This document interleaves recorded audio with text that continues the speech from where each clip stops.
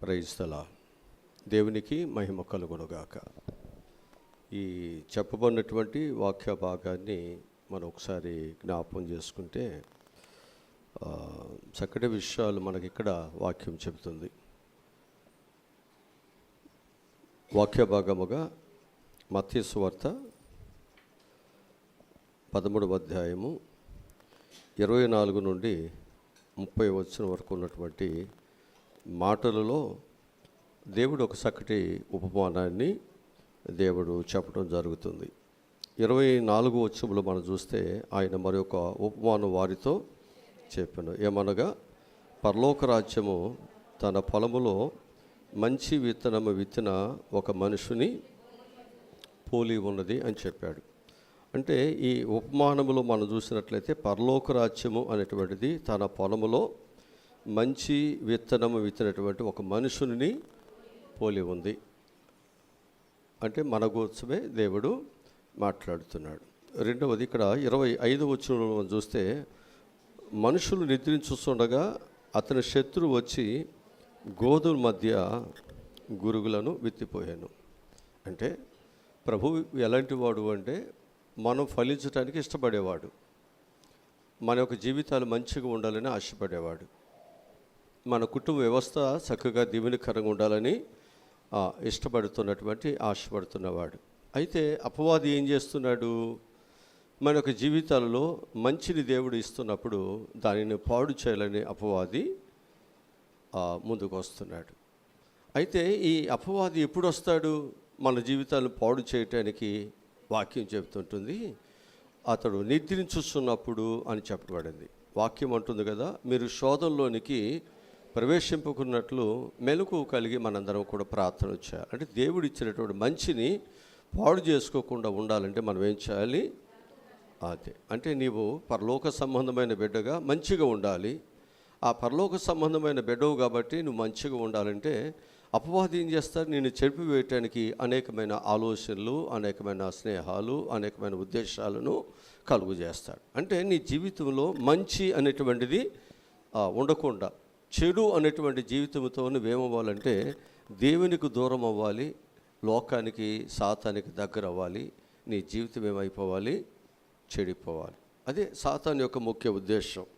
సరే, ఇక్కడ 3 విషయాలు మనకు కనిపిస్తుంటున్నాయి. ఒకటి ఏంటంటే, గోధుమ గింజ యేసు ప్రభు వారికి సాదృశ్యంగా కనిపిస్తుంటుంది. రెండవది, గోధుమ గింజ వాక్యానికి సాదృశ్యముగా కనిపిస్తుంటుంది. మూడవదిగా మనం చూసినట్లయితే గోధుమ గింజ విశ్వాసకి సాదృశ్యముగా కనిపిస్తుంటుంది. కనుక ఈ 3 విషయాలని మనం క్లుప్తంగా మనం జ్ఞాపకము చేసుకుని ధ్యానం చేద్దాం. ఒకటి, గోధుమ గింజ అనేటువంటిది యేసు ప్రభు వారికి సాదృశ్యముగా మనకు కనిపిస్తుంటుంది. యోహాను సువార్త 6వ అధ్యాయము 51వ వాక్యాన్ని మనం చదివితే, పరలోకము నుండి దిగి వచ్చిన జీవాహారము నేనే, ఎవడైనను ఈ ఆహారము భుజించితే వాడు ఎల్లప్పుడూ జీవించును, మరియు నేనిచ్చు ఆహారము లోకమునకు జీవము కొరకైన నా శరీరమే అని మీతో నిశ్చయముగా చెబుతున్నాను అని ఇక్కడ చెబుతున్నా.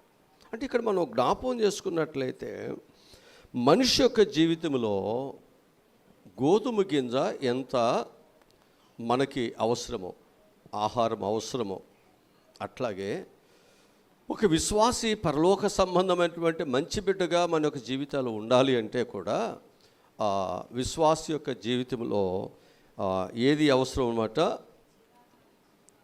దేవుని యొక్క జీవాహారం అనేది కూడా అంతే అవసరం. వాక్యము బ్రతికిస్తుందని, వాక్యము బాధల్లో నెమ్మదినిస్తుందని, వాక్యము నీ జీవితాల్లో ఉన్న చీకటిని తొలగిస్తుందని, వాక్యము నీ జీవితంలో నీకు మంచి ఆహారము, ఆరోగ్యమును, శాంతి, సమాధానములను కలుగజేస్తుంది. ఇక్కడ మనం జ్ఞాపకం చేసుకుందాం. వాక్యము అనేటువంటిది ఒకవేళ నీ జీవితంలో జీవాహారముగా, అంటే అది ఒక భోజనముగా, అదొక బలమైనదిగా నువ్వు ఎంచుకున్నట్లయితే నువ్వేం చేయాలి? ప్రతిరోజు ఆ భోజనాన్ని తినాలి. తినకుండా కానీ నిర్లక్ష్యంగా ఉంటే నేను 6 రోజులు 7 రోజులు 8 రోజులు నేను లంకడం చేసి భోజనం తినకుండా ఉన్నాను కాబట్టి నేను ఇలాగూ బలహీనమైపోయాను. అంతే కదా. అంటే మనం ఏమి తినకపోతే మనం ఏమైపోతున్నాం? శారీరకంగా మనం చాలా బలహీనమైపోతాం. అట్లాగే నువ్వు ఆధ్యాత్మికంగా కూడా నీవు బలహీనం కాకుండా ఉండాలంటే నువ్వేం చేయాలి అంటే దేవుని వాక్యమును మనం ఏం చేయాలి? భుజించాలి. దేవుని వాక్యమును భుజించాలి. అందుకే ఇక్కడ చెప్తున్నాడు, ఆ భోజనం ఏది అంటే నా శరీరము అని చెప్పాడు. ఆ భోజనం ఏది? నా శరీరమే అన్నాడు. ఈ శరీరము, ఈ భోజనము ఎక్కడి నుండి వచ్చింది? ఈ జీవాహారము ఇది పరలోకము నుండి వచ్చింది అన్నాడు. ఈ ఆహారం భుజించితేనే ఎల్లప్పుడూ మనం ఏమవుతాం? బ్రతుకుతాం. అంటే బ్రతికిన వాడు నిద్రపోకుండా ఉంటే సాతాడు రాడు. నిద్రపోతే సాతాడు వస్తాడు. నిర్లక్ష్యంగా ఉంటే, దేవునికి దూరం అయితే. అంటే మనం ఏం చేయకూడదు? నీ ఆహార విషయంలో నిర్లక్ష్యంగా అది నేను బ్రతికించేది, అది నీ బాధలో నెమ్మదినిచ్చేది, అది నిన్ను బాగు చేసేది, అది నిన్ను స్వస్థపరిచేది. ఇలాంటి ఒక విలువైనటువంటి ఆహారాన్ని మనం ఏం చేయాలంటే నిర్లక్ష్యం లేకుండా శ్రద్ధగా వండుకోవాలి, శ్రద్ధగా తినాలి. అంతే కదా. ఇప్పుడు భోజనం వండుకుని చాలామంది కుండలో పెట్టుకుంటే, పాత్రల్లోనే ఉంటే నీకు బలం వస్తుందా? నీ ఆకలి తీరద్దా? అందుకే దీన్ని చదువువారును వినువారును గైకొను వారు ధన్యులు. నీకు దేవుడు వాక్యమునిచ్చాడు, దీన్ని ఏం చేయాలి మనము? అంతే. మనం బైబిల్ తీసుకొస్తాం, బైబిల్ ఖర్చుతో కొనుక్కుంటాం. బైబిల్ మనం ఏం చేస్తామంటే చాలా ప్రేమిస్తాం, కానీ దీనిని నిర్లక్ష్యముగా ఆ బైబిల్ గ్రంథంలో ఏముందో చదవు. ఆ వాక్యాన్ని మన హృదయంలో కూడా ఏమి. ఇప్పుడు దేవుడు చెబుతున్నాడు కదా, ఇది పరలోకము నుండి వచ్చినటువంటి జీవాహారమును నేనే. ఎవడైనను ఈ ఆహారమును భుజించితే వాడు ఎల్లప్పుడూ జీవించును, వాడు బ్రతుకుతాడు. మరియు నేను ఇచ్చే ఆహారము లోకమునకు జీవము కొరకైన నా శరీరమే అని మీతో నిశ్చయముగా. అంటే పరలోకము నుండి దిగి వచ్చినటువంటి జీవాహారము మన ప్రభు అయిన యేసుక్రీస్తు వారు ఆయన దేనితో పోల్చాడు?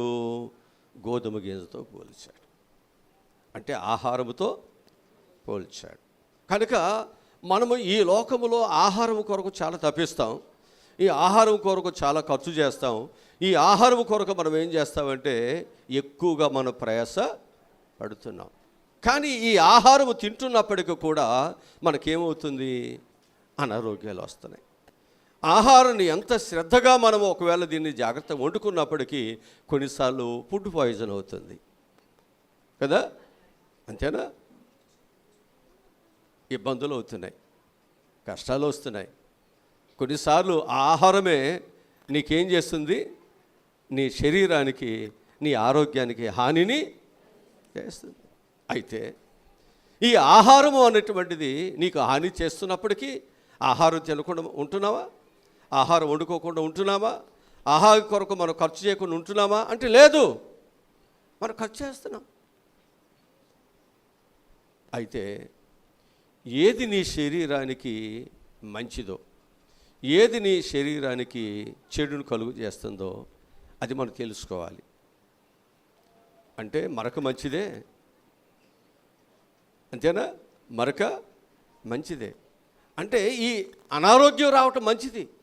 ఎందుకని మంచిది అని నేను చెప్తున్నానంటే, ఈ అనారోగ్యం రాకపోతే దానిని మరలా తింటావు. నీకు అనారోగ్యం వచ్చింది కాబట్టి నువ్వేం చేస్తావు? ఇది నా శరీరానికి సరిపోవట్లేదు, ఇది నేను తినకూడదు, నాకు ఇలా హాని చేస్తుంది కాబట్టి నేను దీనికి దూరంగా ఉండాలి. అంటే అన్ని కాలాలు అన్ని ఆహారాలు మనకు సరిపోవు. ఆహారం అనేక సంవత్సరాలుగా తినొచ్చు, ఆహారాన్ని అనేక సంవత్సరాలుగా మనం ప్రేమించవచ్చు. కానీ కొంతకాలం అయ్యేసరికి ఆ ఆహారము నీకు అనారోగ్యాన్ని తెస్తుంది కాబట్టి దాన్ని విడిచిపెట్టాలి. ప్రభు చెప్తున్నాడు, ఈ లోకములో నీవు వండుకున్నా, నువ్వు ప్రేమిస్తున్నా ఈ ఆహారాలు నీకు అనారోగ్యాలు తెస్తున్నాయి. కానీ నేను ఇచ్చే ఆహారం మాత్రము ఈ భూమి మీద నువ్వు బ్రతకటానికి ఇది జీవాహారం. అందుకు దీన్ని నువ్వేం చేయాలంటే ఈ జీవాహారాన్ని, నీకు ఆరోగ్యమునిచ్చేటువంటిది, నీకు ప్రయోజనాన్ని కలుగు చేసేటువంటి ఈ ఆహారాన్ని ప్రభు మనకి ఇచ్చినప్పుడు ఈ ఆహారాన్ని మనం ఏం చేయాలి? భుజించాలి. ఏంటి ఆహారం? నా శరీరము అనే ఆహారం. అదే అని చెప్పింది. దేవుని యొక్క శరీరము, దేవుని యొక్క రక్తము అన్నటువంటి ఈ ఆహారాన్ని, పానీయాన్ని మనం తాగాలంటే ఎట్లా పడితే అట్లా తింటాకి లేదే. ఎట్లా పడితే అట్లా మనం వండుకుని తినవే ఆహారాన్ని. దానిలో ఏమేమి వేయాలన్నీ. అట్లాగే ఈ ఆహారంలోనికి మనం వచ్చేటప్పుడు ఈ ఆహారానికి సంబంధించినటువంటి యోగ్యత కలిగిన వారుగా మనం ఉండాలి. అయోగ్యులుగా ఉండకూడదు. నిన్ను యోగ్యులుగా చేసేది ఏంటి? ఈ జీవాహారాన్ని తినటానికి అంటే నిన్ను పరిశుద్ధపరిచేటువంటి వాక్యము, బాప్తిసము, పరిశుద్ధత, ప్రార్థన, సహవాసము, దేవుని భయము, దేవుని భక్తి, లోక మర్యాదలు విడిచిపెట్టడము, శరీర సంబంధమైనవి విడిచిపెట్టడము, దేవుని కొరకు నమ్మకముగా బ్రతకటము. నేను దీనిని అయోగ్యముగా, నేను దేవుని బిడ్డను కాబట్టి అయోగ్యముగా కానీ అనాలోచనగా కానీ నేను దేవుని యొక్క బలలో నేను పాలు పంపులు పొందకూడదు. ఇది ఒకవేళ అలా ఉంటే నేను బ్రతకటానికి బదులు రోగాలు వస్తాయి, చనిపోతాము, మంచం ఎక్కుతాము. వాక్యాలు చెప్తున్నాయిగా. కనుక మనం ఏం చేయాలి? ఎవడు భోజనం చేసేవాడు రోగం కలిగి ఉండాలని, చచ్చిపోవాలని ఎవడు తినరు. ఈ భోజనం ఎందుకు అంటే మనం బ్రతకటానికి, ఆరోగ్యముగా ఉండటానికి, పుష్టిగా ఉండటానికి, ఎక్కువ కాలము జీవించడానికి, అంతే కదా. అట్లాగే నీవు దేవునిలో ఎక్కువ సంవత్సరంలో ఆశీర్వాదకరముగా, దీవెనకరంగా ఉండాలంటే నీవు ఆ భోజనము నీకు ప్రయోజనకరముగా ఉన్నట్లుగా అది నిన్ను ఒకవేళ నిన్ను పాడు చేయకుండా, నీకు అనారోగ్యాలు లేకుండా నీవు ఉండాలి అంటే నువ్వేం చేయాలో తెలుసండి? పరిశుద్ధంగా దీనిని ఆశ్రయించాలి. అదే మనకు వాక్యం చెబుతుంది. ఆ విధంగా మనం ఏం చేయాలంటే ఈ భోజనాన్ని మనం చక్కగా తీసుకోగలిగినట్లయితే ఈ భోజనం ఏం చేస్తుందంటే నేను చక్కని ఉన్నతమైనటువంటి ఆరోగ్యము కలిగిన వాడిగా చేసి భూలోకములోను పరలోకములో కూడా నేను గొప్పవానిగా ఈ ఆహారము నీకు సహాయమును చేస్తుంది అని చెప్పి నేను మీకు జ్ఞాపకం చేస్తున్నాను. ఈ గోధుమ గింజ చాలా శక్తి కలిగింది, చాలా ఆరోగ్యాన్ని ఇస్తుంది, చాలా బలాన్ని ఇస్తుంది. దీనిలో చాలా పోషకమైన విలువలు ఉన్నాయా? ఉంటాయి. పోషక విలువ లేనిది ఏది మనం తినలేం. పోషక విలువలు ఉన్నదే మనం ఏం చేస్తాం? భోజనము చేస్తున్నాం. ఇప్పుడు మనము ప్రపంచ దేశంలో మనం ఎక్కువగా దేన్ని ఎక్కువగా తింటున్నారు అంటే గోధుమని ఆహారం తీసుకుంటున్నారు, ఎక్కువగా తీసుకుంటున్నారు దానిని. మన దేశంలో కూడా ఎక్కువ రాష్ట్రాలు ఏం తీసుకుంటున్నాయి? గోధుమలే తీసుకుంటున్నాయి అనే విషయాన్ని మనం జ్ఞాపకం చేసుకోవాలి. అట్లాగలే మనము ఈ గోధుమలో అనేకమైనటువంటి పోషకులు ఎలాగున్నాయో అలాగనే దేవుని వాక్యమును కూడా మనం వినుట ద్వారా, దేవుని వాక్యమును భుజించుట ద్వారా, శరీరమును రక్తమును మనం తిని త్రాగుట ద్వారా మనకు చాలా ప్రయోజనాలు ఉన్నాయి. హల్లెలూయా, హల్లెలూయా. అందుకే ఇక్కడ మనం జ్ఞాపకం చేసుకోవాల్సింది ఏంటంటే ఈ గోధుమ గింజ శక్తిని, బలమును మనకు ఇస్తుంది. కాబట్టి అందరూ ఏం చేయాలి? నువ్వు శక్తిగా, బలముగా, బలహీనుడు కాకుండా దేవుని కొరకు మంచిగా నువ్వు ఉండాలి అంటే నువ్వేం చేయాలి? జీవాహారమైన యేసయ్య ఇచ్చిన శరీరాన్ని, రక్తాన్ని మనం తిని త్రాగాలి. రెండవది, గోధుమ గింజ దేవుని వాక్యానికి సాదృశ్యంగా ఉంది. గోధుమ గింజ దేనికి సాదృశ్యంగా ఉంది అంటే ఈ గోధుమ గింజలో అనేకమైనటువంటి పోషక విలువలు ఎలా ఉంటున్నాయో అట్లాగే కూడా దేవుని వాక్యంలో కూడా అనేకమైన పోషకాలు, అనేకమైన విలువలు దేవుడు మనకు ఇవ్వటానికి దేవుడు మనకు వాక్యాన్ని అందించారు అనే విషయాన్ని నేను మీకు జ్ఞాపకం చేస్తూ ఉంటున్నాను. ఇక్కడ మనం జ్ఞాపకం చేసుకున్నట్లయితే ఈ దేవుని వాక్యములో ఎన్ని ప్రయోజనాలు ఉన్నాయో ఇక్కడ వాక్యములో మనం చూసినట్లయితే ఈ వాక్యం అంట నిన్ను ప్రయోజకుడుగా చేయటానికి దేవుడు ఏం చేస్తున్నాడంటే వాక్య రూపములో దేవుడు మనతో మాట్లాడుతున్నాడు. మనకు అంటాడు, వాక్యములు చెబుతుంది, అనాది కాలములో నుండి దేవుడు మనతో మాట్లాడుతున్నాడు, మన పితరులతో మాట్లాడే దేవుడు. ఈ దినముల అంతమందు ప్రభు మనతో కూడా తన కుమారుడైనటువంటి యేసుక్రీస్తు ద్వారా మనతో మాట్లాడుతున్నాడు. అంటే మన పితరులతో ప్రవక్తల ద్వారా మాట్లాడిన దేవుడు ఈ దినముల అంతమందు కూడా దేవుడు మనతో మాట్లాడుతున్నాడు అంటే మాటలు నీకు ప్రయోజనాన్ని కలుగు చేయాలని, ఆయన మాటలు నిన్ను సరైన మార్గములో నడిపించాలని, ఆయన మాటలు నీవు నడవలసిన త్రోవలో మనం నడిపించాలనే దేవుడు మాట్లాడుతున్నాడు తప్ప ఏదో కాలక్షేపం కొరకు మాట్లాడట్లేదు. ఫోన్లు వచ్చిన తర్వాత కాలక్షేపం కొరకు ఎక్కువగా మన ఫోన్ సంభాషణ చేస్తున్నాం. ఎందుకని అంటే ఈ ఫోన్లో అన్లిమిటెడ్గా మాట్లాడుకోవచ్చు. 2 గంటలైనా 3 గంటలైనా నీకు ఓపుకుంటే రోజల్లా మాట్లాడుకోవచ్చు. ఆ ఫోన్లో ఛార్జింగ్ నిలిసుంటే, అయిపోతే కాదు, నిలిసుంటే. అందుకే మనం ఏం చేస్తున్నామంటే కాలక్షేపం కొరకు చాలామంది మాట్లాడుకుంటున్నారు. కానీ దేవుని వాక్యము కాలక్షేపముతో కూడింది కాదు. ఇది ఊరికే మాట్లాడుకుంటూ ఉండేది కాదు. ఊరికి ఏమి లేదు నిన్ను పలకరించాలనుకున్నది కాదు. ఇది ఊరికే ఏదో నీతో ఇటు వెళుతున్నాను కదా, నిన్ను కూడా ఒకసారి చూసి వెళ్ళాలి, మాట్లాడదాం అనుకున్నానని కాదు. ఇది నీతో మాట్లాడుతున్నది ఎందుకో తెలుసా? నీ జీవితంలో నీకు వచ్చే నష్టము నీకు తెలియదు, ఆ నష్టము దేవునికి తెలుసు. నీ వెళుతున్న త్రోవ నిన్ను ఎక్కడికి తీసుకువెళుతుందో నీకు తెలీదు, అది దేవునికి ఒక్కనికే తెలుసు. నీ భవిష్యత్తు గురించినటువంటి పరిస్థితులు నీకు తెలియదు, అది కేవలం దేవునికి ఒక్కడికే తెలుసు.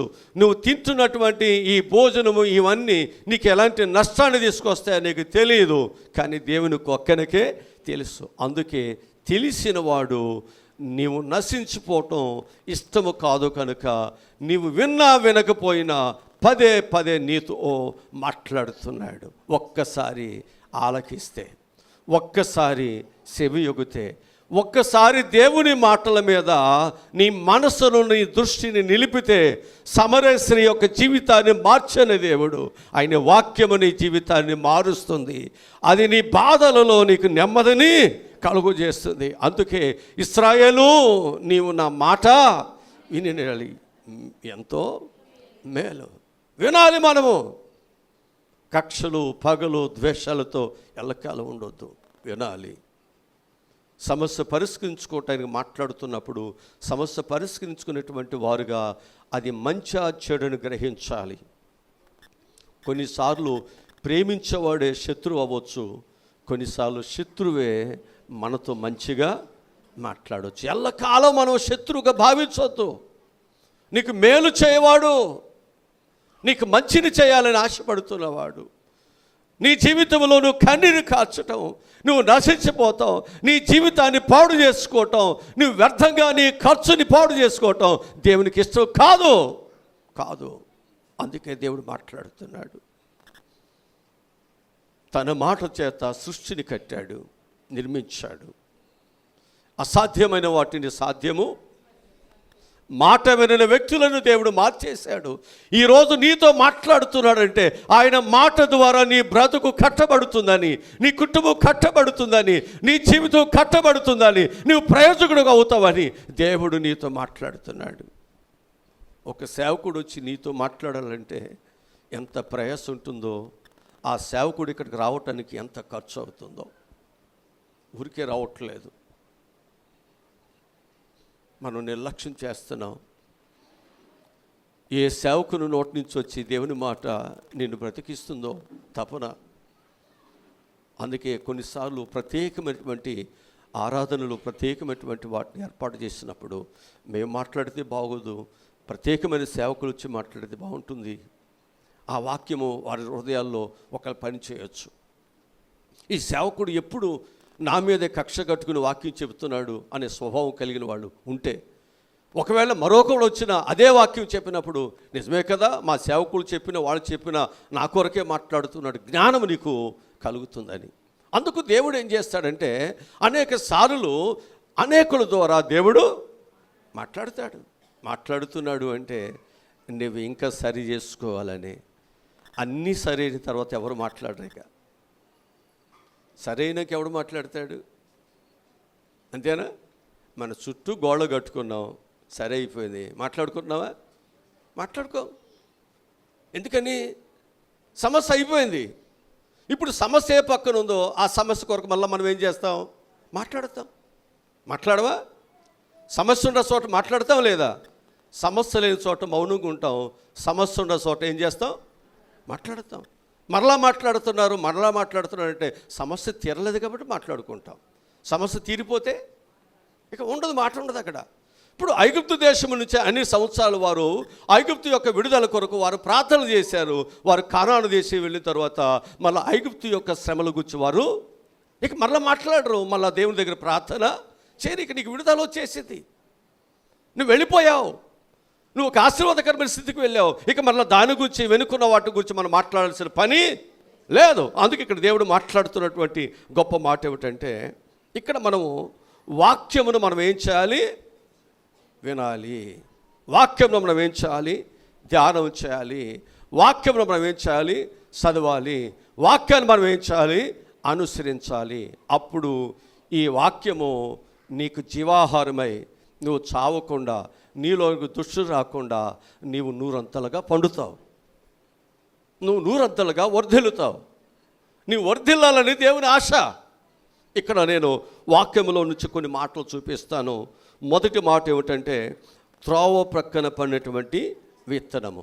ఇది మనకు మత్తయి సువార్త 13వ అధ్యాయము 4వ వచనం మనం చదివినట్లయితే, వాడు విత్తుచుండగా కొన్ని విత్తనములు త్రోవ ప్రక్కన పడిను, పక్షులు వచ్చి వాటిని మింగివేశాను. విత్తనములు విత్తుచుండగా అవి ఎక్కడ పడినాయి అంట? త్రోవ ప్రక్కన పడి అంట. పక్షులు వచ్చి ఏం చేసాయంట? వాటిని. అంటే ఇక్కడ మనం జ్ఞాపకం చేసుకుంటే, విత్తేవాడు అందరికీ విత్తుతున్నాడు. విత్తేవాడు అందరూ కూడా ఈ విత్తనాలు ఏమవ్వాలి? మంచి నేలలో పడాలి, అవి ఫలించాలి, అది ప్రయోజనంగా ఉండాలి. అంతే. ఎవరు కూడా వ్యవసాయం చేసేవారు, విత్తనాలు చల్లేవారు ఇది నశించిపోవాలి, ఇది పండకూడదని ఎవరు చేయరు. ఇది మంచిగా పండాలని దేవుడు మాట్లాడుతున్నా, దైవజనులు మాట్లాడుతున్నా, ప్రవక్తలు మాట్లాడుతున్నా, పితరులు మాట్లాడుతున్నా, ఒక మంచి చేయాలనుకున్నటువంటి పెద్దలు మాట్లాడుతున్నా, నీకు ప్రయోజనాన్ని కలిగించాలి, నీ మార్పులోకి రావాలి. అందుకే మాట్లాడుతాం. నోరు మోసుకుని ఉంటే సమస్య పరిష్కారం కాదు. నోరు తెరిస్తేనే సమస్య. అది ఎన్నిసార్లు అయినా సమస్య పరిష్కరించేంత వరకు కూడా మనం ఏం చేయాలి? మాట్లాడుతూనే ఉండాలి. కొంతమందికి ఏమనిపిస్తుంది అంటే, ఆ మాటలు కొంతమందికి బాధను కలిగిస్తాయి. కానీ ఆ మాటల యొక్క ఉద్దేశం ఏంటంటే, నువ్వు లోబడితే సమస్యను అర్థం చేసుకుంటే సమస్యను, అనేక సంవత్సరాలుగా మన మీద ఉన్న శాపము, సమస్యలు, పోట్లాట్లు, గొడవలన్నీ పోతాయి. అదే అందుకే ఆ సమస్యను పరిష్కరించుకోవటానికి ప్రభు ఏం చేశాడు? మధ్యవర్తిగా ఆయన ఈ లోకానికి వచ్చాడు. మధ్యవర్తిగా వచ్చాడు. మధ్యవర్తులు అవసరమా? భార్య భర్తలకి గొడవ వచ్చింది, తెగట్లేదు, భయంకరంగా ఉంది. ఇప్పుడు వీళ్ళు సరి చేయాలంటే ఎవరు కావాలి? మధ్యవర్తులు కావాలా? ఈ మధ్యవర్తులు వచ్చి అటు 4 మాటలు ఇటు 4 మాటలు చెబితే కలుస్తారా? ఆ మధ్యవర్తులు ఎలా ఉండాలి? వాళ్ళ కలపాలనే వాళ్ళుగా ఉండాలి. వాళ్ళ కుటుంబాలు వీడిపోకుండా మంచిగా ఉండాలనే మనస్తత్వం కలిగి ఉండాలి. అది మన ప్రభు అయిన యేసుక్రీస్తులో ఉంది. కాబట్టి ఈరోజు మనందరం ప్రభువుతో ఐక్యమైపోతున్నాం. ప్రభువుకు దూరమైన మనము నశించిపోకుండా, వ్యతిరేకులు లేకుండా, శత్రువు లేకుండా కలిసిపోతున్నాం. ఇలాంటి మధ్యవర్తులు ఉంటే ఎలాంటి వారైనా కలిసిపోతారు. మధ్యవర్తులు మంచివారై ఉండాలి. అవసరమైతే వారి ప్రాణమును సహితము పెట్టాలి. వారి స్వార్థము కొరకు పని చేయవద్దు. ఇదే మనం నేర్చుకోవాలి. ఇక్కడ మనం చూసినట్లయితే, వాడు విత్తుచుండగా కొన్ని విత్తనములు ఎక్కడ పడి అన్నాడు? త్రోవ పక్కన పడ్డాయంట. ఆ త్రోవ పక్కన పడినటువంటి ఏమైనాయి అని చెప్తున్నాడు? పక్షులు వచ్చి ఏం చేశాయి? నీ ఇంట్లో ఉన్న సామాన్లు పట్టుకెళ్తే నీకు గొడవ చేస్తావు. నీ ఇంట్లో లేకుండా రోడ్డు మీద ఉన్నాయి, పట్టుకుపోతారు. వాటికి భద్రత లేదు. చాలామంది జీవితాల్లో హృదయములోనికి వాక్యం వెళ్ళట్లేదు, హృదయముకు వెలుపల ఉంటుంది. ప్రభువు అంటున్నాడు, హృదయం అనే తలుపు యొద్ద నిలబడి ఆయన తడుస్తున్నాడు. ఎవరు ఆయన స్వరము విని ఆయన వాక్యమును విని హృదయమును తెరుస్తారో లూదియవలెని జీవితాన్ని దేవుడు పండించాలనుకుంటున్నాడు. హల్లెలూయా. నీ వాక్యమే నన్ను బ్రతికించెను, బాధలలో నెమ్మదినిచ్చెను. నీ వాక్యమే నన్ను బ్రతికించెను, బాధలలో నెమ్మదినిచ్చెను. కృపాశక్తి సంపూర్ణుడా వాక్యమయ్యున్న యేసు వందనమయ్యా. కృపాశక్తి దయాశక్తి సంపూర్ణుడా వాక్యమయ్యున్న యేసు వందనమయ్యా.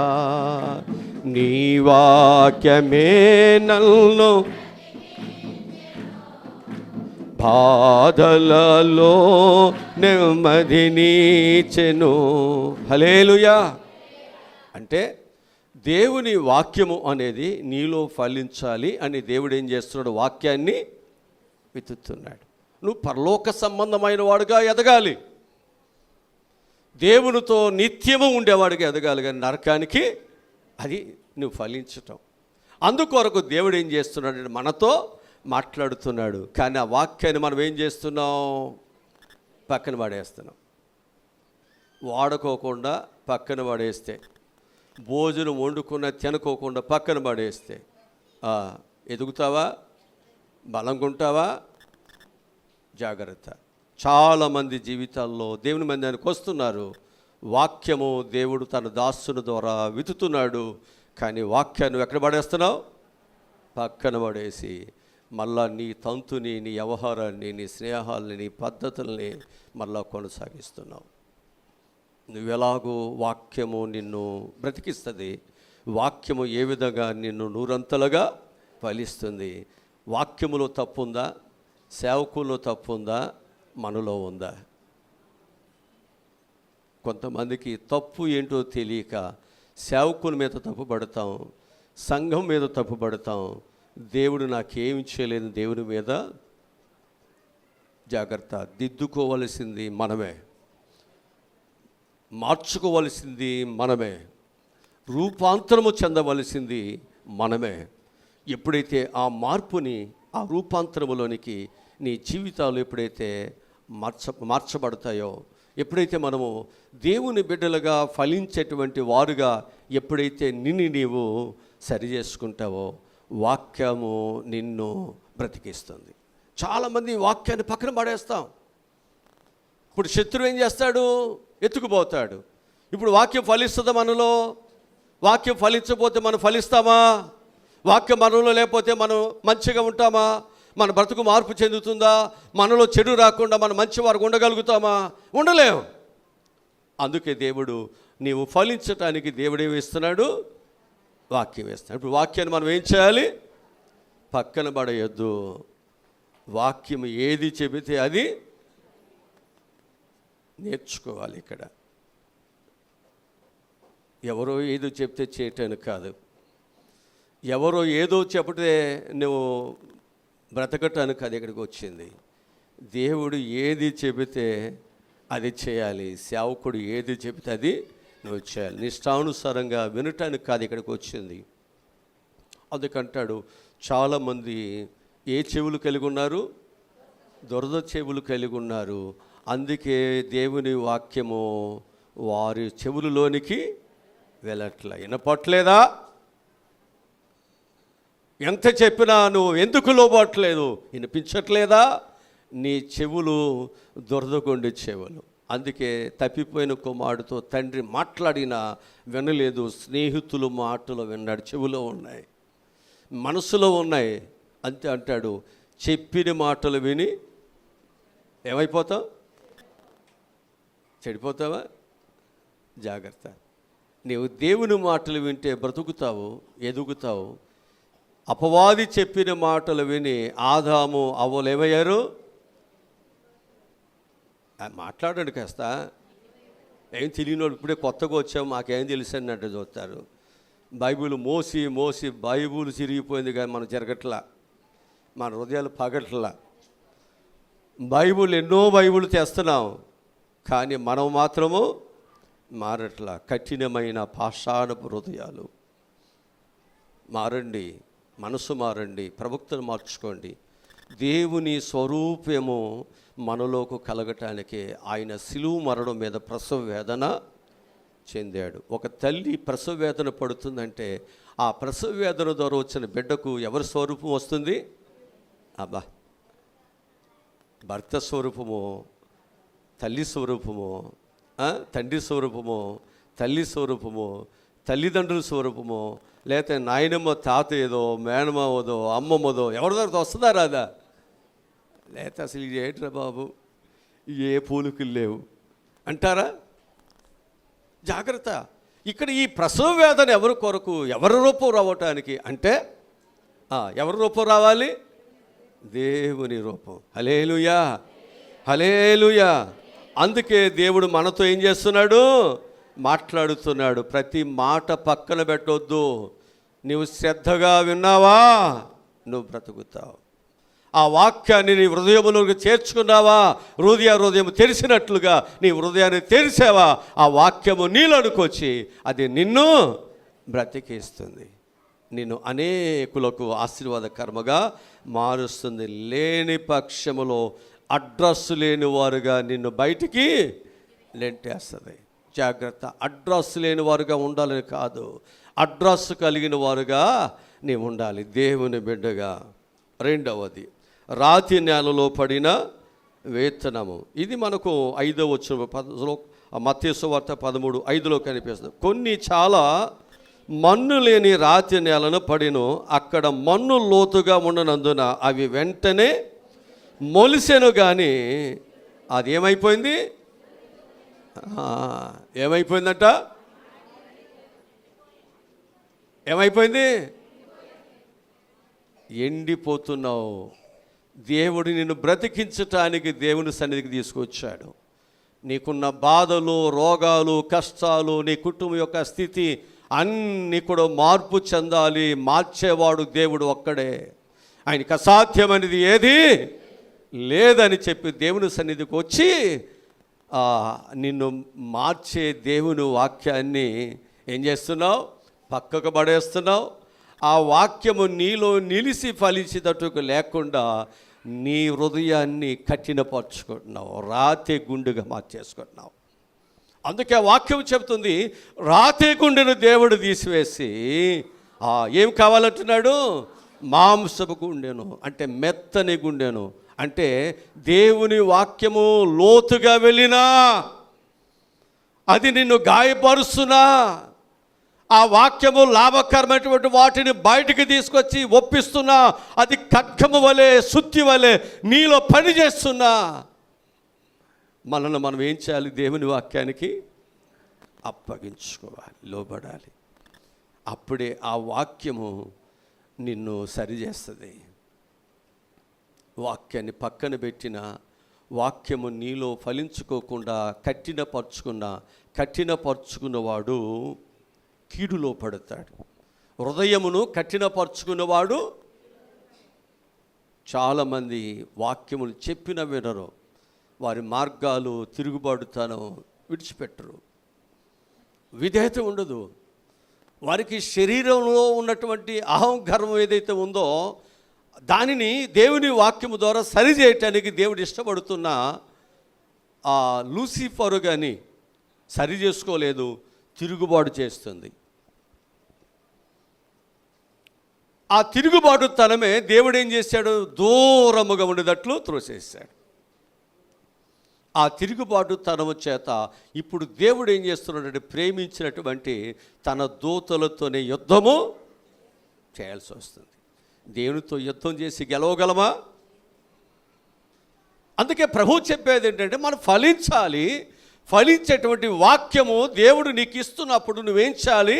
ఆ వాక్యము నీలో ఫలించేటట్లుగా నీలో ఉన్న రాతి గుండెను తీసేద్దాం, కట్టిన మనసు తీసేద్దాం, లోబడే హృదయాన్ని తెచ్చుకుందాం, విధేయత కలిగిన హృదయాన్ని తెచ్చుకుందాం.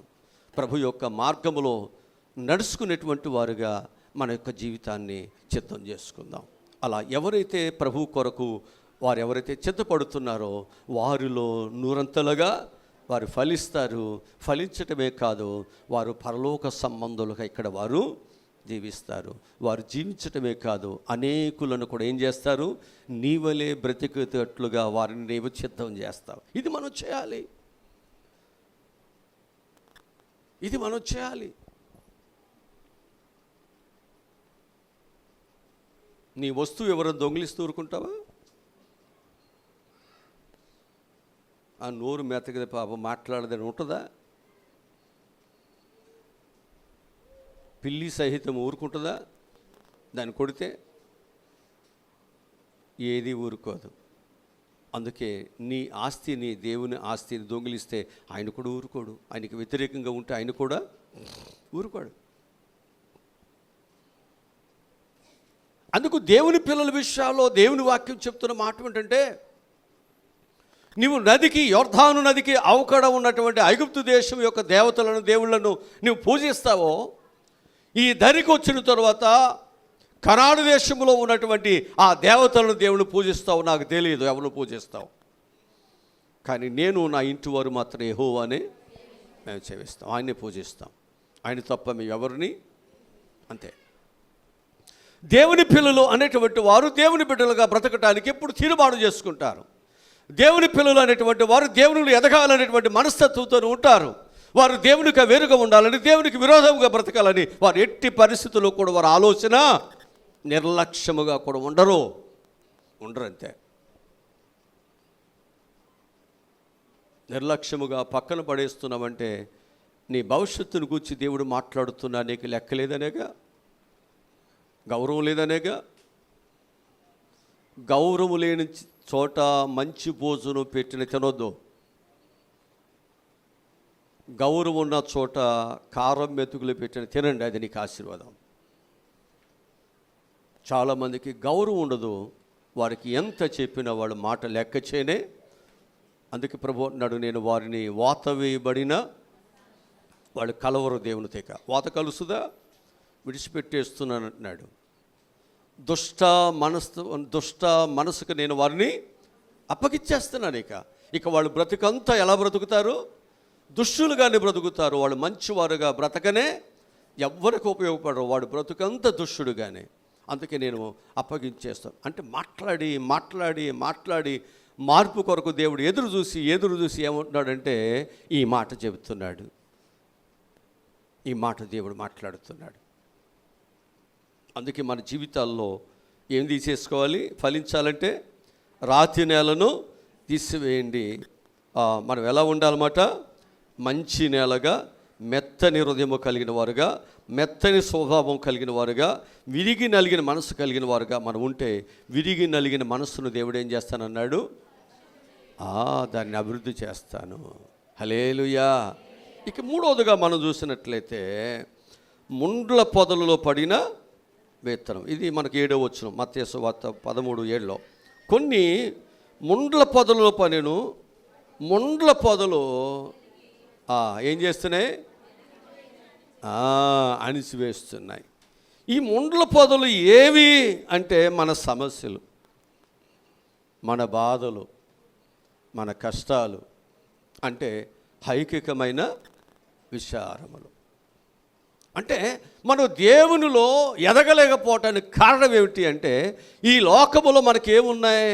ఐకికమైన ఈ విచారములు నిన్నేం చేస్తున్నాయంటే ఎదగనీయకుండా, దేవునిలో ఉండనీయకుండా, ప్రభు వాక్య ప్రకారం బ్రతకనీయకుండా ఇవి నిన్నేం చేస్తున్నాయి? అణిసివేస్తున్నాయి. ఒకటి, నీవు ఫలించుకోకుండా ఉండటానికి కారణం ఏమిటి? వాక్యాన్ని తినకపోవటం, అంతేనా? రెండవది వాక్యాన్ని పక్కన పడేయటం. మూడవది ఎలాంటిదన్నమాట? మూడవది ఏంటన్నమాట? ఐహికమైన విచారములు, శరీరాశ, నేత్రాశ, ఈ దేవుని నుండి కలిగినవి. దేవుడు ఏం చేశాడు? గోధుమలు జల్లాడు. కానీ అపవాది వచ్చి ఏం చేశాడు? ఈ విచారములతో నువ్వేమైపోతున్నావు? అసలు విషయాలు మర్చిపోతున్నావు, అసలు సంగతులు మర్చిపోతున్నావు. నువ్వు దేవుని బిడ్డగా ఎదగవలసిన విషయాలు మర్చిపోతున్నావు. సాతాను బిడ్డగా నువ్వేమైపోతున్నావు? అణిసివేయబడుతున్నావు. కోపాలకి, ద్వేషాలకి, అసూయకి, పగకి, రకరకాల వాటికి ఏమైపోయాం? మనం లోనైపోయాం. ఇప్పుడు యేసుప్రభు వారు మంచి చేయాలనుకున్నాడు. సమాజం యేసుప్రభుని శత్రువుగాను, దేశద్రోహిగాను ముద్ర వేసింది. గజ దొంగ మంచివాడు, యేసుప్రభు మంచివాడు కాదు. సిలువుకి మంచోడు ఎప్పుడు లోకం దృష్టిలో చెడ్డోడే, చెడ్డోడు ఎప్పుడు లోకం దృష్టిలో మంచోడే. అయితే ఒకరోజు యోధాగాని యేసుప్రభుని అమ్మేసేయాలని అనుకున్నవాడు తెలుసుకుని పశ్చాత్తాపం ఏడ్చాడా? అంటే మన జీవితాల్లో మనం ఏంటంటే సమయం ఉండగానే దాన్ని సద్వినియోగము చేసుకోవాలి. కానీ యేసేపుకి అది లేదు. సమయం ఉండగా దాన్ని సద్వినియోగం చేసుకోలేదు. అది పోయిన తర్వాత ఆయన ఎంత ఏడ్చినానో అది అతనికి దొరకలేదు. యోధా కూడా దొరికిందా? దొరకదు. మంచి వ్యక్తులు పోగొట్టుకోవద్దు, మంచి చేసేవాళ్ళు పోగొట్టుకోవద్దు, నీ కొరకు మంచిగా ప్రార్థించేవాళ్ళు పోగొట్టుకోవద్దు. ఆ తరువాత లోకమంతా అయ్యో మేము అన్యాయం చేసామే, తెలియక మా జీవితాల్లో ప్రభుని పోగొట్టుకున్నామని చివరికి పౌలు సహితము పశ్చాత్తాపపడి దేవుని కొరకు ఏమైపోయాడు? తను తాను అర్పించుకున్నాడు. అదే కావాలి నీ జీవితంలో, నా జీవితంలో. అర్థం చేసుకుందాం. అర్థం చేసుకోవడానికి దేవుడు నీకు మనసునిచ్చాడు. నువ్వు కఠినమైన మనసు కలిగినంత కాలము, దేవుని వాక్యాన్ని పక్కన పడేసినంత కాలము, దేవుని వాక్యము నాకు బ్రతికిస్తుంది, బాధలు నెమ్మదినిస్తుంది, అది నన్ను అభివృద్ధిలోకి తీసుకువెళ్తుంది అనేటువంటి విశ్వాసము నీకు లేనంత కాలము నీవు దేవుని వాక్యాన్ని ప్రేమించలేవు, దేవుని వాక్యముతో సహవాసం చేయలేవు, దేవుని వాక్యమును దినదినము నువ్వు ధ్యానము చేయలేవు. నీకు అర్థమైతేనే ఎవ్వరు విడదీసినా విడదీయకుండా నిలిచిపోతావు. అంతే. బ్రతుకుట క్రీస్తే, చావైతే అదే మనకు కావాలి. నువ్వు ఫలించాలి అంటే ఇక్కడ ఐహిక విచారములో నీవు దేవుని మార్గములో ఎదగకుండా ఈ అడ్డుబండలు ఉన్నాయి.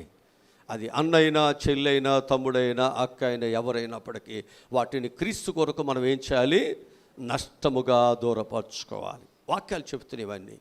ఎప్పుడైతే మనం ఈ విధముగా దేవుని ప్రేమించేవారుగా, దేవునితో సహవాసం చేసేటువంటి వారుగా అట్టి మనస్తత్వంతో మనం సాగిపోతూ ఉంటున్నామో ఖచ్చితంగా దేవుడు ప్రతి విషయంలో నుండి దేవుని పైకి తీసుకొస్తాడు.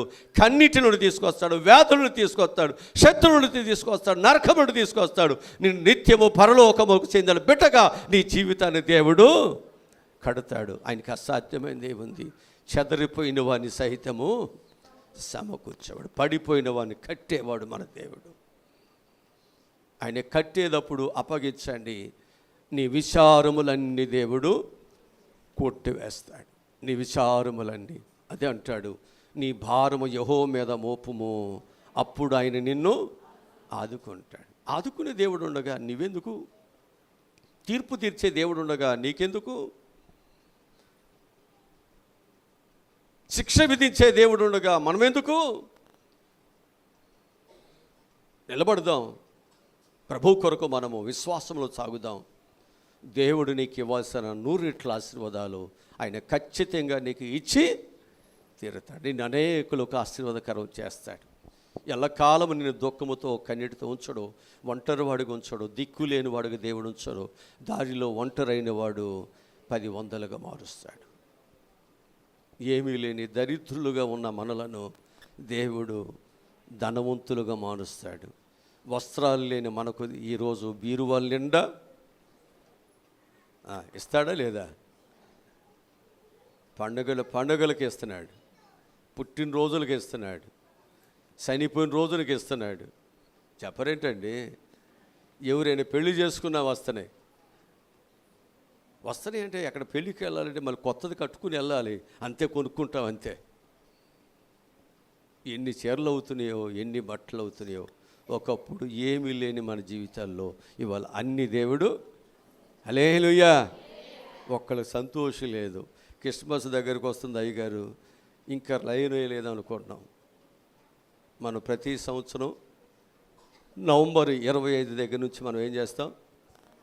క్రిస్మస్ యొక్క ఆరాధన ప్రారంభిస్తాం. ఇంకెన్ని రోజులు ఉంది? నెల రోజులు ఉందా? ఎన్ని రోజులు ఉందండి? అసలు ఇవాళ తారీఖు ఎంత అండి? 20 అంటే 25 ఎన్ని రోజులు ఉంది? ఇంక 2 రోజులు ఉంది. ఇక్కడ నుంచి క్రిస్మస్ దగ్గరకు వచ్చిందని అడవుడి, బూజులు దులుపుకోవటం, ఇళ్ళు కడుక్కోవటం, సున్నాలు వేసుకోవటం, కట్టెలని తీసేసి కొత్త వేయటం, అక్కడి నుంచి జాకెట్ల కోసం తిరగా, లంగాల కోసం తిరగా, మిషన్ల కోసం తిరగా, ఏది మంచిది ఏది చెడు, మళ్ళీ ఇవన్నీ కావాల్సి వస్తే పగలల్లో పనిచేయాలి, మళ్ళీ రాత్రిపూట వచ్చి కాల్చి ఈ తిరుగుడు, ఇన్ని తిరిగితే కానీ పండుగ అవట్లా. పండుగ దగ్గరకు వస్తుందంటే ఎంత టెన్షన్లో, అవునా కదా? అసలు టెన్షన్ లేని వాళ్ళు ఎవరైనా ఉన్నారా? ఎవరు ఉండరు. ఎవరి టెన్షన్ ఆడదే. డబ్బులుండి కొనుక్కున్నా అసలు మోడల్ వచ్చిందా లేదా, అసలు నేను కొనుక్కున్నది ఎలుస్తుందా నిలుస్తుందా, ఇది నాకు అందంగా ఉంటుందా లేదా, ఆ లైట్ల దగ్గర నేను కొన్నాను, ఇంటికి వచ్చిందాక చీకట్లో చూస్తే ఎట్ట ఉంది ఇది. మళ్ళీ ఎన్ని బాధలో మనకి కదా. పండగ ఈ బాధల్లో, ఈ కష్టాల్లో, ఆ తర్వాత పప్పులు వండుకునే విషయాలు, అది వండుకున్న తర్వాత అది తక్కువైందో ఇది తక్కువైందనో, అది బిగిసిపోయి ఎముకెళ్ళే, అది బాగా పప్పులు వండుదని తీసుకొచ్చి ఇట్ట వండింది, ఇది తినలేక చేస్తున్నాను. ఇన్ని సమస్యలతో పండుగ వెళ్ళద్ది. 2020 ఇంతకంటే బాధలన్నీ అటు వరకు పడ్డాం. మళ్ళీ ఈ సంవత్సరం ఏదో చేయాలనుకుంటాం, ఏమీ చేయలేము. ఆ జాకెట్లే, ఆ బట్టలే, మళ్ళీ ఆ బిగిసిపోయినాయి తప్ప ఇంకేముండవు. ఎట్టగొట్ట పండుగ మాత్రం ఏమైపోద్ది? ఎట్టగొట్ట అయిపోద్ది. పండుగ వస్తుందని ఒక పక్క సంతోషమైతే, పండగ రోజున నా భార్య నేను చేరకొన్నది ఏం పోట్లాడద్దు, నా తల్లిదండ్రులు, నా పిల్లలు ఒకవేళ కొనలేదని తల్లిదండ్రులు ఏ విధంగా పిల్లలు పోట్లాడతారు, ఇదొక భయం. మిషనోళ్ళకి భయం, ఏం అడిగింది ఇవ్వకపోతే పోట్లాడద్ది. జాకెట్ సరిగ్గా కుట్టాను లేదా ఆమె భయం ఆమెకి, పప్పలుడిన ఆమెకి ఆమె భయం ఆమెది. ఆమెకు డబ్బులు ఇస్తాం, వండుతాం, వండిన తర్వాత బాగలేదు అనుకోండి ఏమంటుందో కదా. ఎన్ని భయాలతో. అందుకే మరియతో దేవుడు అంటున్నాడు, మరియా భయపడవద్దు. దేవుడు ఏమన్నాడు? నేను నీకు తోడుగా ఉన్నాను, నువ్వు భయపడవద్దు. నువ్వు శ్రేలలో నువ్వేమైపోతున్నావు? ఒక ఆశీర్వదించబడి బిడ్డవవుతున్నావు. భయపడవద్దు. పరిస్థితులు నీకు భయాన్ని కలిగించే అవ్వచ్చు. పరిస్థితులు ఒకవేళ నీకు నిద్రాహారాలు లేనటువంటి పరిస్థితులు కావచ్చు. భయపడవద్దు, నీకు ఆశీర్వాదమే. ఎందరికో లేని దీవెని నేను నీకు ఇస్తున్నాను. పరిస్థితులు చూసి భయపడవద్దు. దేవుడు నీకు ఆశీర్వాదాన్ని ఇస్తాడు. నువ్వు నిలబడు దేవుని కొరకు. అంతేనా? నిలబడాలా? సమస్యలు వచ్చినప్పుడు నిలబడాలా? పాస్టర్ గారు చెప్పినప్పుడు నిలబడాలా? ఈ మాట అట్టాగుంటాయండి. నేను మా ఆయన మాట ఎన్నో, వింటే విను లేకపోతే లేదు. నువ్వు బాగుపడాలని చెబుతాను అంతే. అంతేనండి? నువ్వు బాగుపడాలని నేను మాట్లాడతాను. నేనేమైనా ఇక్కడ ఉంటానా పెడతామా? అంతేనా? సేవకులు మీకంటే ముందు ఇక్కడ నాకంటే ముందు చాలామంది ఇక్కడికి వచ్చారు. వాళ్ళ కాలంలో వాళ్ళ కాలాన్ని ముగించుకుని వెళ్ళిపోయారు. నేను కూడా అంతే, రిటైర్డ్ అయిపోయి వెళ్ళిపోక ఇక్కడ ఉంటానండి. ఉంటే ఈ ఊళ్ళో ఉండు, పోతే అంతే కదా. ఉంటే ఈ ఊళ్ళో ఉంటారు మీరు బాగుంటే, లేకపోతే మాకు ఊరు ఉంది కదా, మాకు ఇల్లు వాకులు అక్కడ పోతా అంతే. ఏముంటుంది? సేవ జరిగించినందుకు కాదు, చక్కగా జరిగిస్తాను. కనుక నువ్వు మంచివాళ్ళు కాకపోయినా, నన్ను వినకపోయినా సేవ జీవితం ఉంది కాబట్టి నువ్వు నన్ను భరించాల్సిందే, నేను నీకు చెప్పాల్సిందే. అది అయిపోయిన తర్వాత నేను ఎందుకుంటే ఇక్కడ ఏమైనా ప్రేమ కలిగి ఉందనుకో, మా అయ్యగారు అని నీకు నాకు సంబంధం బాగు, ఇక్కడ ఉంటా, లేకపోతే మా ఊరు పోతాం అంతే. అందుకే ఇక్కడ వాక్యం చెప్తున్న మాట ఏంటంటే మంచి చేయాలంతే. మనం ఏం చేయాలి? మంచిని చేయాలి. అందుకే దేవుడు మంచి మాటలే చెబుతున్నాడు.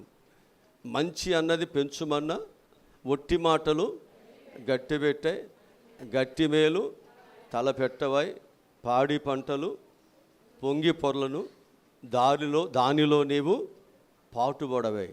తిండి కలిగితే కండ కలగదే, కండగలవాడే మనుషుడే. అవి ఎన్ని తెలుగు పద్యాలండి అన్నీ. ఆ రోజుల్లో కావాలని నేర్చుకునే కాదు, ఆమె ఎక్కడ కొడతారో అని చెప్పేసి నేర్చుకున్నాయి. అంతే. ఒకవేళ నేను ఆ విధంగా కానీ నేర్చుకుంటే ఈరోజు నేను ఇంకా ఉన్నతమైన చదువులోకి వెళ్ళేవాడిని. కానీ ఆ రోజు వాళ్ళకి జడిసి భక్తి చేశాను, చదువుకున్నాను. ఇవాళ పాస్టర్ గారు తెలిసి మీరు భక్తి చేయొద్దు, అట్టాగా ఉంటారు. మీరు ప్రయోజకులు అవ్వాలంటే దేవునికి జడవండి, దేవుని వాక్యాన్ని మీ హృదయంలోనికి చేర్చుకోండి. మా సేవకుడు మంచి చేస్తాడంటేనే మీరేం చేయాలి? మాటలు వినండి. ఈయన చెడ్డవాడు అని అంటే నా మాటలు వినొద్దు. నేను ఎవరికి చెడు చేయాలని నేను ఎప్పుడు కోరుకోను. నాకు తెలిసి కూడా చెడు చేస్తే నేను ఒప్పుకోలేను. నాకు తెలిసి నేను ఎవరికి కీడు చేయను. సరి చేసుకుంటూ చెబుతాను, సరి చేసుకోకపోతే ఎవరి కర్మ వాళ్ళదే. అంతే కదా. ఇప్పుడు మనం వాక్యంలోనికి మనం వెళుతున్నాం. మనం ఇది ఎక్కడ పడింది? ముండ్ల పొదల్లో పడింది. ఈ ముండ్ల పొదల్లో పడటం వల్ల ఏమైపోయి విత్తనం పెరుగుతుంది కానీ అణిసివేస్తుంది. అంటే ఐకికమైన విచారములు నీవు దేవుని భక్తిలో విశ్వాసములు ఎదగకుండా అది నిన్నేం చేస్తుంది? అణిసివేస్తుంది. ఐకికమైన విచారములు అంటే ఏంటన్నమాట? అనేకమైన సమస్యలు. వీళ్ళు మా ఇంటి పెరటోళ్ళు, వీళ్ళు నేనంటే బాగుంటారు, నేను ఇప్పుడు మాట్లాడితే ఎట్లా, నేను అలా చేస్తే ఎట్లా, నేను అలా ఉంటే ఎట్లా అని నువ్వేం చేస్తున్నావు? సమస్య వచ్చినప్పుడు నువ్వేం చేయట్లేదు, మాట్లాడట్లా. ఇప్పుడు ఏమైపోయావు? ఐకికమైన విచారములు పడి చేయవలసిన దానిని కూడా మనం ఏం చేయట్లేదు, చేయకుండా ఉన్నాం. ఇప్పుడు అక్కడ ఏమవుతుంది? చేయటానికి కదా దేవుడు నీకు బలం ఇచ్చింది, సంఘముగా ఉంచింది. మనం చేయాలి. చేసినప్పుడే కదా దేవుడు సంతోషించేది. అదే అక్కడ వాక్యము మనకు చెబుతుంది. ఈ ఐకిక విచారములు ఏం చేస్తున్నాయంటే మనల్ని అణిసివేస్తున్నాయి. నీకు జ్ఞానం ఉన్నా, బలం ఉన్నా, తెలివి ఉన్నా, సమస్య పరిష్కరించేటువంటి వాడువైనా నీవు ఐకిక విచారం ఏదైతుందో అది నిన్నేం చేస్తుందంటే సమస్యను పరిష్కరించుకుని ముందుకు వెళ్ళనీయకుండా నిన్ను అక్కడే కట్టిపడేస్తుంది. అందుకే సమస్యగానే ఉండిపోతుంది. అందుకంటాడు బంధకములలో మనం ఏం చేయాలి? నిలబడాలి. ప్రతి బంధకములో మనం నిలబడాలి. ప్రతి సమస్యలో మనం ఏం చేయాలి? మనం నిలబడవలసినటువంటి అవసరం మన మీద. 4వది మనం చూసినట్లయితే 8వ వచనం చదువుతున్నాం. కొన్ని మంచి నేలలు పడి ఒకటి 100 ఒకటి 60 ఒకటి 30 ఫలించాను. మంచి నేల అనేటువంటి దానిలో విత్తనం పడితే అదేమవుతుంది? ఫలిస్తుంది. ఈ కొన్ని విత్తనాలు ఎక్కడ పడి అన్నాడు? ఎక్కడ పడింది అన్నాడు? మంచి నేల అంటే ఇక్కడ మనం జ్ఞాపకం చేసుకోవాల్సినటువంటి విషయం ఏంటంటే వాక్యమును పక్కన పడేయకుండా దేవుని శరీరాన్ని భుజిస్తూ దేవుని వాక్యమును ప్రేమిస్తూ ఐకికమైన లోక సంబంధమైన వ్యాధులైన, బాధలైన, కష్టములైన, ఇబ్బందులైన, ఇరుకులైన ఏమైనప్పుడు కూడా క్రీస్తు ప్రేమ నుండి వేరు కాకుండా ప్రభుతోనే ఉంటూ వీళ్ళందరూ ఎవరు అంటే మంచి నేల కలిగిన వారు, మంచిని ప్రేమించేవారు, మంచిగా ఆలోచించేవారు, మంచిగా మన యొక్క జీవితాల్లో ముందుకు వెళ్ళాలని సిద్ధపడుతున్న వాళ్ళు, వీళ్ళని మంచి వాళ్ళు అన్నాడు ఇక్కడ. ఈ మంచి నేల విషయాలు ఏమన్నాడు?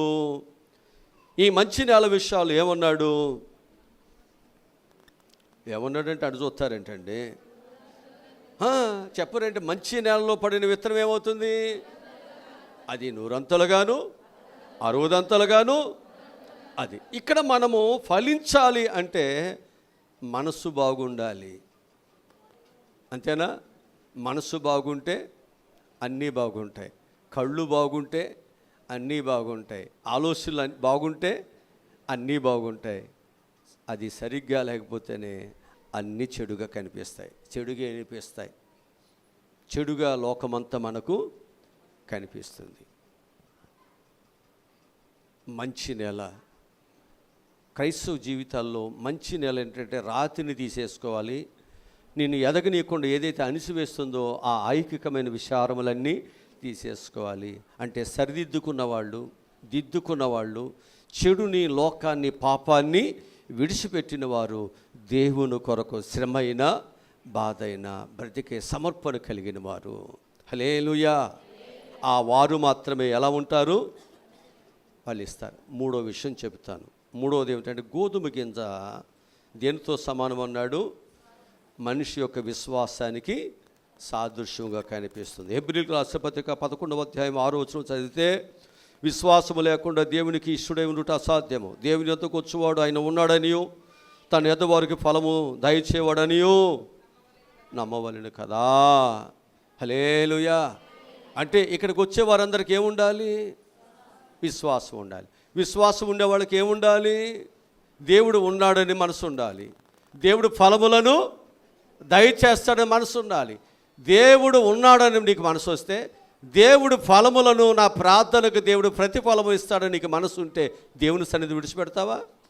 దైవ సహవాసాన్ని విడిచిపెడతావా? దేవునితో నీకున్న సంబంధాన్ని విడిచిపెడతావా? విడిచిపెట్టలేవు. వారిని ఏమంటారు? విశ్వాసత కలిగిన వారు. హల్లెలూయా. అలాగనే ప్రకటన గ్రంథం 2వ అధ్యాయము 12వ వచనం కానీ మనం చదివితే 10వ వచనం దగ్గర నుంచి చదివితే అక్కడ అంటాడు, ఇదిగో త్వరగా వచ్చుస్తున్నాను, వాని క్రియలు చొప్పున ప్రతి వానికి జీతం ఇచ్చుటకు నేను సిద్ధపరిచిన జీతము నా యొద్దే ఉన్నది. అంటే దేవుడు విశ్వాసులకు ఏమిస్తాడు? ప్రతిఫలముగా జీతం ఇస్తాడు. ఆ జీతం ఇస్తాడని మనకున్నప్పుడు మనం ఏం చేస్తామంటే కూలిమాను, పనిమాను, నెల నెల, రోజు రోజు, వారం వారం ఏం చేస్తాం? పని చేస్తూనే ఉంటాం. యజమాడు నమ్మకమైన వాడైనప్పుడు, యజమాడు జీతం ఇస్తాడనుకున్నప్పుడు ఏం చేస్తాం? సేవకుడుగా మనం నమ్మకముగా పనిచేస్తాం. అదే మన విశ్వాసం. నమ్మకముగా చేద్దాం, మెండైన దీవులను మనం సంపాదించుకుందాం. వాక్యములో అనేక విషయాలు దేవుడు మనతో మాట్లాడుతున్నాడు. సామెత గ్రంథంలో మనం చూస్తే 27వ అధ్యాయం 22వ వచనం అంటాడు, మూడుని రోటులోని గోధుమలలో వేసి రోట్లో వాటిని దంచిన వాని యొక్క మూఢత్వం ఏమవుదంట? వదిలిపోదంట. సామెత గ్రంథము 27వ అధ్యాయం 22వ వచనంలో చెప్పుతున్న మాట. ఈ మూడునంట రోట్లేసి ఎంత దంచినా వాళ్ళలో ఉన్నది ఏం పోదు. చాలామందిని తిరగలేసి రుద్దిన పొట్టుపోదు, రోట్లేసి దంచిన పొట్టుపోదు, మిషన్లేసి రుద్దిన మురిగిపోదు. అంతే. కొంతమంది ఎంత వాక్యం చెప్పినా, ఎంత ఖండించినా ఏం పోదు. మన మనసు, మన మూఢత్వం, మన బుద్ధి మారనే ప్రభు చెప్పాడు. మనసు మారి రూపాంతరము, ప్రతిఫలాలు ఉంటాయి. మనసు మారండి, రూపాంతరము, దేవుని పిల్లలుగా మార్పు చెందండి. ఖచ్చితంగా దేవుడు మనకేం చేస్తాడంటే సాతాను కలుగు చేసే భక్తిహీనత నుండి, మూఢత్వం నుండి, నరకము నుండి దేవుడు నిన్ను తప్పిస్తాడు, నిన్ను పరలోకానికి చేరుస్తాడు. మంచిగా మన యొక్క జీవితాలు మనం సిద్ధపరచుకుందాం. ఇలా మనం సిద్ధపరచుకోవటం వల్ల నిత్యము మన యొక్క జీవితాల్లో పరలోకములో దేవునితో ఉండే భాగ్యము దేవుడు మనకి ఇస్తాడు. అలాంటి ఒక విశ్వాసత కలిగిన పిల్లలుగా దేవుని కొరకు నిలబడదాం. దేవుడి వాక్యాన్ని మన ఎన్నికల్లో దేవుడు దీవించునుగాక. ఆమేన్. మా ప్రభువా రక్షకుడా, ఈరోజు ప్రభువా మేమందరం నీ పిల్లలుగా వాక్యమును విన్న వాక్యాన్ని నేను విడిచిపెట్టకుండా వాక్యానుసారంగా ప్రభు మేమందరూ చక్కగా నడుచుకుంటా సహాయములను దయచేయమని యేసు నామములో ఈ మనములు ఈ ప్రార్థనలు అడిగి పొందుకుని ఉన్నాము తండ్రి. ఆమేన్. ఆమేన్. ఓకే, మనందరం కూడా పాటు పాడుతూ దేవునికి మన యొక్క అర్పణలను మనము